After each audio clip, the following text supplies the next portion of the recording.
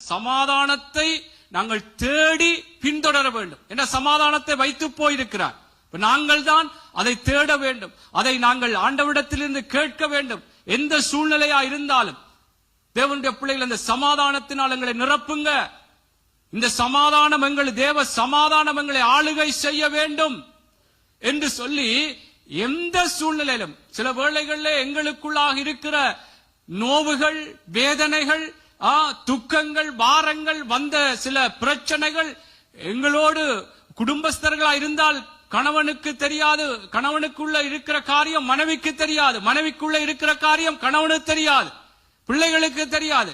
ஆனால் தேவ பிள்ளைகளே, நாங்கள் ஆண்டவரிடத்திலே கேட்கும் பொழுது தேவனுடைய சமாதானத்தினால் நாங்கள் ஒரு நிரப்பப்பட்ட வாழ்க்கை கர்த்தருக்குள்ளாக அந்த சமாதானத்தை தேடி, ஆண்டவரே உம்முடைய சமாதானம் என்னை நிரப்ப வேண்டும், இந்த சூழ்நிலையில் நான் சரியாக உடைக்கப்படுகிறேன், வேதனைப்படுகிறேன், எனக்கு சமாதானம் வேண்டும் என்று சொல்லி கர்த்தருடைய பிள்ளைகளே சமாதானத்தை தேடி நாங்கள் பின்தொடர வேண்டும்.